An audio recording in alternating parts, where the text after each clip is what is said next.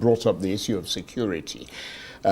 You've been raising the alarm, not only over the killings in Uromi, in Udo State, now you've got the massacre in Plateau State, but you've also expressed grave concern over the escalating militant attacks in your home state of Borno, and what appears to be the resurgence of Boko Haram and ISWAP there. I mean, just briefly tell us about your concerns. Well, just day before yesterday, a captain was killed and a corporal in my local government in a town or village called Isge that have been resilient. They have a plateau there and they have a battalion nearby.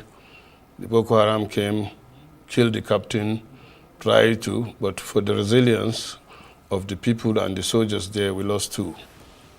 In Goshe, a local government, it's another village, just in the last 5 days or so, also the Boko Haram attacked them from Amuda and killed 3 soldiers. In Wajirko recently, that is, there's what they call FOB, Front Operation Base, was attacked and we lost 4 soldiers. That time too, Urgo, which is not in my local government but is in Borno State, was also attacked. Severally, in other areas. Even yesterday or so in Kebbi, there's a case of Lakura killing about 12 people or so. I read it somewhere. There's this killing in Plateau again. Well, this part of insecurity. There was a killing in, that of IPOB, isolated, killings in the southeast is still going on. And I mean, you can see that Nigeria's security challenge is still there. In fact, when it goes down a little bit, it goes up again. And as I said, the main purpose of government is security, whatever you do in this country. It must be very worrying, so worrying for you from Borno State, that I mean, every time we're told that, Boko Haram and ISWAP have essentially been contained, if not neutralized. But what we're seeing are these bursts of sporadic energy from them that seems to suggest that they're nowhere near being defeated. No, not especially in Borno or Bay State. What we call the Bay State is Borno, Adamawa, and Yobe.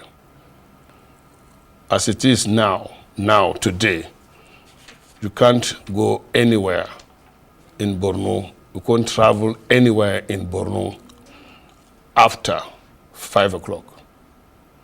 Till morning, 8 in the morning. The Nigerian Army are doing their best under the circumstances that they are operating. As I'm telling you now, I don't know about last week. I don't know about last month. Our soldiers that sacrificed their life, some of them are yet to be even paid the 70,000 minimum wage. And their daily ration up to now, I don't know about last week because I am interested. I'm a Nigerian, I'm a senator. It's 1,500. You can imagine what 1,500 can do to somebody that you just post from Port Harcourt sometimes. I met a young man from Bayelsa, posted to Bama, and he's been paid 50,000 then when I met him. 50,000 naira. Yeah, but I'm wondering, I mean, you used to be the chairman of the Committee on the Army, weren't you, at one stage? I mean, I'm wondering what you were doing. I was on their neck. You have oversight capacity, I was on their and neck. The Senate has oversight. And, I'm not trying to exonerate myself because we didn't get there anyway. But Buhari is alive. He knows how the pressure I did personally put on him, especially for him to approve the loan that we collected to procure the Tucano that helped. Yeah, the Tucano jets. Yeah, that changed it. But right now, the truth of the matter is that our Nigerian or armed forces generally are not well trained, are not equipped, are not motivated, and are not armed. If you don't do that, you don't get anywhere. I suggested at one time that if we can't do that in the shortest possible time, then one of the short-term solutions that the Chief of Defense staff came here to disagree with me, which is entitled to, is to engage the service of private military contractors, PMC. It's done all over. America, that is the greatest country in the world, they engage Blackwater, which is their known-contractors. The British Army do that. French do that.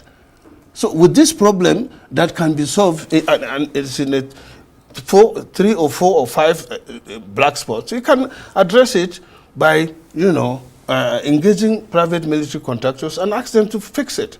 They will fix it. And the Nigerian Army can engage itself in other things. But no, Christopher is my friend. We worked closely when I was chairman. That's Army. Christopher Musa, the Chief of Defense Staff. Yeah, very good guy. Yeah, he's a very intelligent man. Yeah, but they are the pride, they have, I think I look at it as kind of pride or something. What's wrong with engaging private contractors to solve the problem? So I want to ask you the same question. What is wrong with employing the services of private military contractors to help fight terrorism in Nigeria or insurgency in Nigeria, as the case may be? Do you agree with Senator Ali Ndume here when he says it's about time for us, I mean, if for nothing, for a short term, to engage private military contractors, military personnel that are private, to help fight this terrorism that is pillaging Nigeria and across the Northeast, especially into the Middle Belt? Do you think Senator Ali Ndume has just been an alarmist, just, been a rabble-rouser, trying to stir up Nigerians? Is that what it is, really? Or do you agree that it's about time that we put a stop to these killings that has been going on now? This is going on for far too long. This is 10 years of APC government. Now, you want to argue that this is not about Bola Tinubu, but it's not about Bola Tinubu anyway. It's about the Nigerians and Nigeria being safe.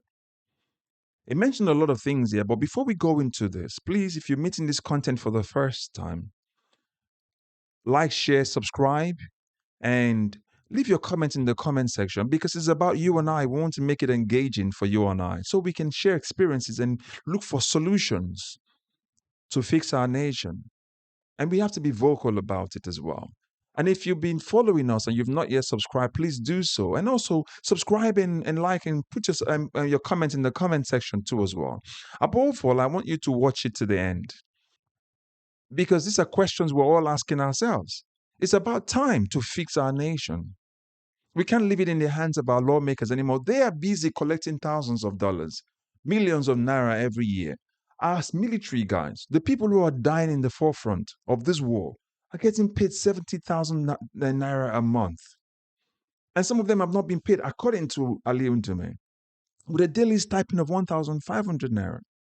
Can you believe that? Less than $1, less than £1.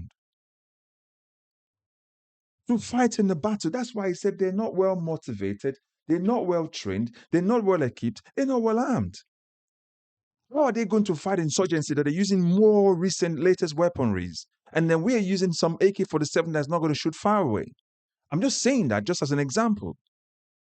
So do you agree it's about time for us to go get the likes of Blackwater as used by the Americans, or G4S as used by the Britons, or use the maybe geos that France uses sometimes? What is it a thing of pride that if we go get private military personnel, it will make Nigeria look small in the eyes of Committee of Nations? Or are we already looking like a country that is confused in the Committee of Nations already because of where we are right now? The Northeast is about a no-go zone anymore. Even the entire northern area is about a no-go zone anymore. Look at what happened in Plateau State recently with the Boko's killing. And this is one of many. So I've asked this previously, who is going to be next? Which community was going to be next? Look, if you're in the comment section and you have experience in the military, or you have a military experience or background, or you know somebody who's got that, or who's been in helping Nigeria fight this war in the Northeast or in the Northwest, put your comment in the comment. Do you agree with Senator Ndume? And as normal Nigerians, do you think it's about time? When you look at our Nigerian military, do you think they're even well equipped? for this job? Do you think they're well equipped for this job? Can they help solve this problem? It's gone on for far too long. Or are we just sitting down on the pride of a few people and thinking it's enough? And listen, he mentioned the chief of defense staff. But before that, actually, that's the chief of defense staff. He said he doesn't agree with that, but you agree with that assertion too as well. But if you look at the map of Nigeria, for example, if you look at the far top right-hand corner, you see Yobe, Borno, Adamawa. You can see where they're coming from. That's why sometimes people say these people are not Nigerians.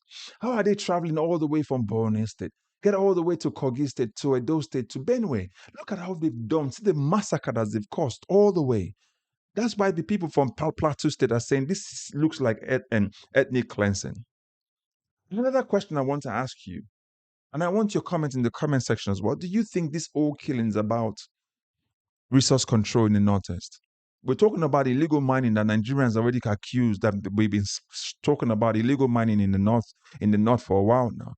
Is this just they're using this terrorism thing as a cover to doing their illegal mining jobs in the nighttime? And they just kidnap people to put scare in the minds of Nigerians so they don't come out. Is this what this is all about? I mean, I have seen a series before called Halita, and the other one, The Sons of the Caliphate. And it just typically tells us exactly what is going on in the Northeast. We're talking about scarcity of food. Who is going to farm the food where the vast land that we need around Yobe, Borno, Adamawa State? The yam that we eat every day is coming from the places of Benue, Kogi State, Edo State. How are we going to get this food? Why wouldn't food be scarce? When the people that are in the farm that are meant to do the work are being killed every day, the herders are also killing them. If we get this private security, do you agree that it will free up some part of our military so that they can help fight this bandit and then these kidnappers somewhere around the middle belt of Nigeria, and even looking at Abuja all the way to Kaduna as well? Do you agree with this? What do you think is the solution, by the way? Because there seems to be no solution in sight so far. Too many people have died. And they have died in the hands of greed, corruption, and incompetence. We have lawmakers and leaders who are literally they're just talking. In a normal nation, right, where things like this have gone on for far too long, the president will be impeached. We had one that was there for 8 years. He couldn't solve the problem, but he was voted in a second term. Now we've had one for 2 years now. He still hasn't been able to solve the problem, but he's still there. And he's away in France while Nigerians are dying. I mean, it feels like I'm ranting, but I want you rant as well in the this channel is about me and you, having conversations, intelligent conversations about how to fix our country. So that's why this conversation is not living in anything. We're not living in anything on the table anymore. We're bringing everything out in the open. So let's have this chat. Let's have this conversation in the comment section. We need to have this conversation. It's enough. We've left it in the hands of leaders who cannot fix it. So it's about time we put that pressure on them to look at ways of making sure this solution is done. There's one person dead is one person too many, let alone a community. So I've asked this before, who's going to be next? Our military are not well paid. They paid stipends every day. Look at the police. They don't even have the armories, the weaponries to do the job.